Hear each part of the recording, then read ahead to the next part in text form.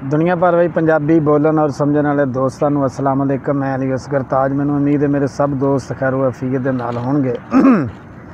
प्यारे दोस्तों, कहंदे ने एक पिंड दे विच एक बंदा रहिंदा हुंदा सी। वैसे तो उहदे विच काफ़ी सारियां जिहड़ियां नापसंदीदा अलामात सन वो पाईयां जांदियां सन, लेकिन एक दी उहदे विच जिहड़ी एक्सट्रा अलामत सी वो ये सी कि चिरस पींदा सी। एक दिन उन्होंने जिहड़ी मुलाकात है वो हो गई तबलीगी जमात वालियां दे नाल।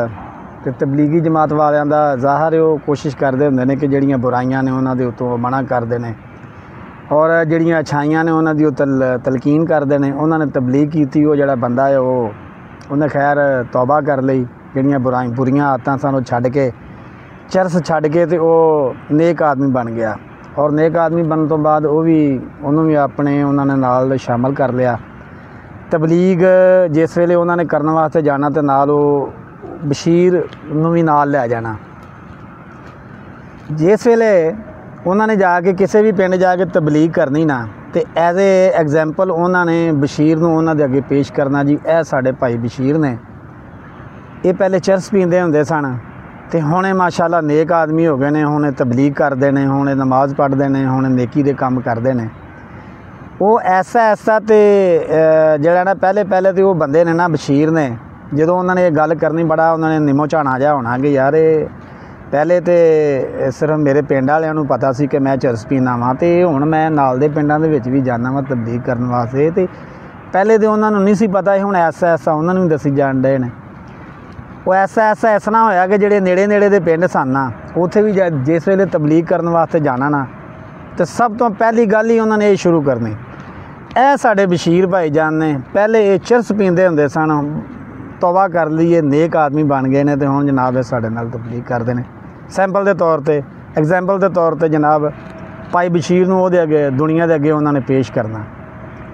एक दिन इस तरह ही भाई बशीर भी बड़े तंग आ गए ये गल्लां सुन के कि हर जगह तो मैनू ही ये एग्जाम्पल या सैंपल के तौर पर पेश करते हैं।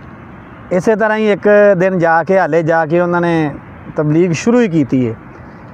ए साडे भाई बशीर भाई जान ने और ए पहले चरस पींदे हुंदे सन, तो वो उस वेले हथ बन के खलो गया, हाथ जोड़ के खलो गया कि यार तुहाडी मेहरबानी है, मैं जो चरस पीना सा तो मैं सिर्फ अपने पिंड च बदनाम सा, तो हुण तो आले दुआले का कोई ऐसा पिंड नहीं रहा जिथे किसी को पता ना लग गया हो कि मैं पहले चरस पीना सा।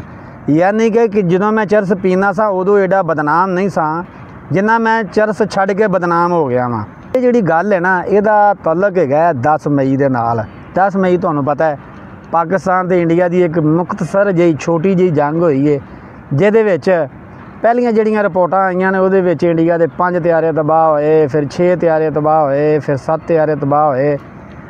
यानी कि ट्रंप जिहड़ा सी ना सदर अमरीका का सदर ट्रंप उहदे हत्थ दे विच ये एक चीज़ आ गई, वो दुनिया के किसी भी मुल्क दे विच जांदे सन पहले जनाब उन्होंने दसना जी मैं फलाने मुल्क की जंग बंद की है, फलाने मुल्क की जंग बंद करवाई है, फलाने मुल्क की जंग बंद करवाई है, इंडिया और पाकिस्तान की भी जंग मैं बंद करवाई है।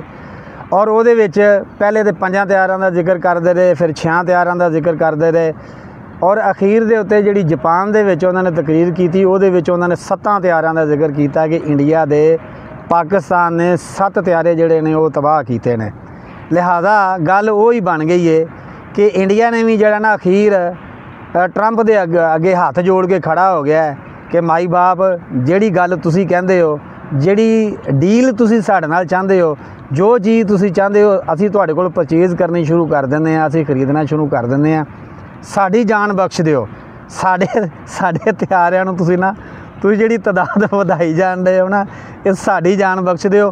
हुण इंडिया ने ट्रेड का मुआहदा अमरीका के नाल कीता है तो ट्रंप के कोलों जान छुट्टी है, नहीं तो ये जिहड़ा बदनामी का सिलसिला सी ना ये इस तरह ही जारी सी। और ये मेरा ख्याल जे वो ना तस्लीम कर दे तो ये इस तरह ही जारी रहना सी। छोटा जिहा व्लॉग सी तुहाडी खिदमत में पेश किया, इजाज़त दिओ फिर किसी नवे व्लॉग के नाल तुहाडी खिदमत हाज़र होवांगा। अल्लाह हाफ़िज़। पाकिस्तान जिंदाबाद।